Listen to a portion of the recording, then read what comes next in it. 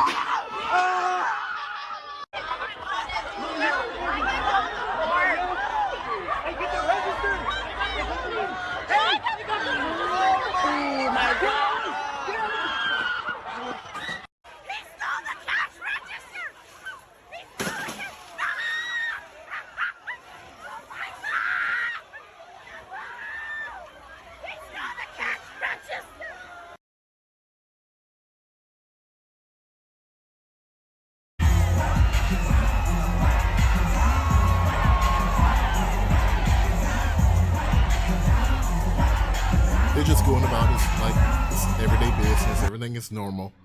Don't bother to cover their face. They don't care if they're seen and identified because they know nothing would happen. They know nothing is gonna come from it. They're just gonna go on like normal, even though they committed several crimes: vandalism, burglary. There being a public disturbance. I'm sure several other crimes that were committed in this situation with McDonald's and Pizza Hut, and just like the ones in here in the city of Chicago when they were tearing up the city downtown and tearing up people's private property, tearing up public property because they tore up and busted windows out of the CTA buses, a couple police cars. One of them, I think they set on fire. And yet, surprising to me, we still have some people in our community, the black community, that's making excuses for it. What's the excuse? And this last one was on Juneteenth. What? Because what was it about Juneteenth? Juneteenth, this celebration that made you want to come out and act a fool when this is supposed to be a holiday celebrating the last emancipation of a slave that was freed that didn't know that he was free. I believe that's what it's about. I pretty much don't really put much importance into Juneteenth or any other holiday for that matter that is a remembrance of a past that I didn't live. Not that I can't learn something from that past, but mostly because we as black people have tons of reminders of negative life and of things that were bad in the past. I don't see anyone, even if they even know of this, I don't see anyone talking about any other past that was positive. When are we going to stop showing and outlining the negative part in history? Because we already seen that doesn't build people up. That doesn't make you feel empowered. Do you think these kids feel empowered in the way that will make their parents proud? Or do they feel entitled that will make their parents feel ashamed? That will make their community ashamed? Which one do you think they feel? Because I think they feel entitled, like brats. They think that somebody owed them something, and nobody owes them a thing except for their parents. Their parents are the ones that owe them discipline, a strong and firm foundation where they know that there are consequences for their actions.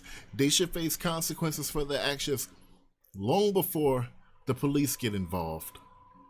Like, it shouldn't even get to the point of police having to get involved. They should learn consequences for their actions at home with the parents first. That way, they fear the parents first, so it never gets to law enforcement. Because when it gets to law enforcement, it's too late. You're doing the practice run at home first.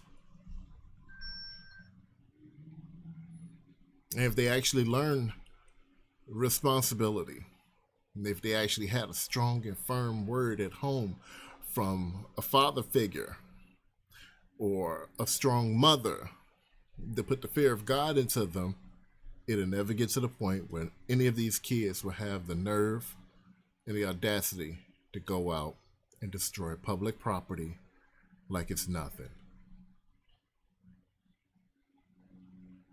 My question is, where are the parents of these kids that was out destroying this property, making the black community look bad, making the black community look like animals?